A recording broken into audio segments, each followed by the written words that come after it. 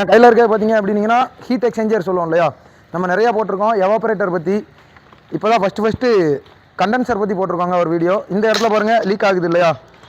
இது வந்து பார்த்தீங்க அப்படின்னீங்கன்னா ஃப்ரண்ட்டில் நீங்கள் வெஹிக்கிளில் வேகமாக போகிறப்போ முன்னாடி வந்து பெரிய கமர்ஷியல் வெஹிக்கிள் லாரி பஸ்லாம் போகுதுன்னா அதை ஒட்டி பின்னாடி போனீங்கன்னா அந்த டயரோட ட்ரெட்டிலேருந்து வெளியே கலண்டு வரக்கூடிய அந்த கல்லுலாம் இருக்குது இல்லையா, அது கரெக்டாக இந்த கோரில் அடிச்சு அப்படின்னா டேமேஜ் ஆக ஆரம்பிச்சிடுங்க. இதை பற்றி நம்ம எப்போயுமே பார்த்தீங்க அப்படின்னீங்கன்னா இந்த கண்டென்சரும் இந்த இன்டர்கூலரும் ஃபஸ்ட்டு கொடுத்துருப்பாங்க. இதுக்கு பின்னாடி தான் ரேடியேட்டர் இருக்கும். இந்த இடத்துல தான் இந்த கண்டென்சர் இருக்கும். நிறைய பேர் வந்து இது ஏன் அப்படின்னு ரீசன் தெரியாமல் இருப்பீங்க.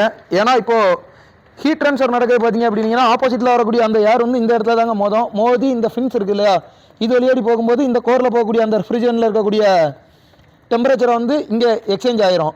இப்போ நம்ம இதுக்கு பின்னாடி வச்சோம் அப்படின்னா இதே ஆல்ரெடி ஒரு 100 டிகிரி செல்சியஸ் வரை கூலண்ட் இந்த பக்கம் போய்கிட்டு இருக்கோம்.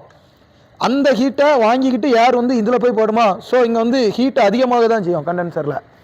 அதனால தான் எல்லா வெஹிக்கிள்லையும் கண்டென்சர் பார்த்தீங்க அப்படின்னீங்கன்னா இங்கே ஃப்ரண்ட்டில் கொடுத்துருப்பாங்க. அதனால தான் ஃப்ரண்ட் இம்பாக்ட் ஆகிற வெஹிக்கிளில் ஃபஸ்ட்டு டேமேஜ் ஆகுது பார்த்தீங்கன்னா கண்டென்சர் தான் டேமேஜ் ஆகும்.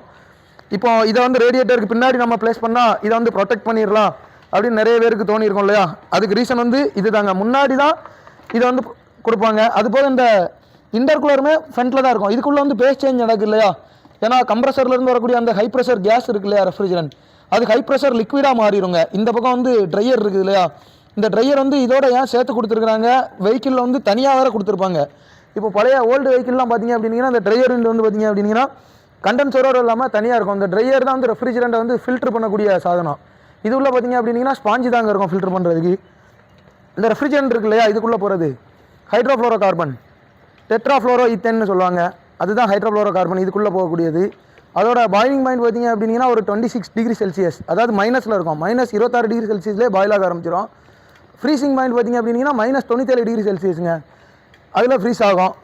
இப்போ இந்த கம்ப்ரஸரில் இருந்து இங்கே வருது இல்லையா அந்த ஹை ப்ரெஷர் கேஸ், அது ஹை ப்ரெஷர் கேஸ் வந்து இந்த ஓசோலியே வந்து ஹை ப்ரெஷர் லிக்விடாக மாறி இந்த பக்கமாக போகுங்க.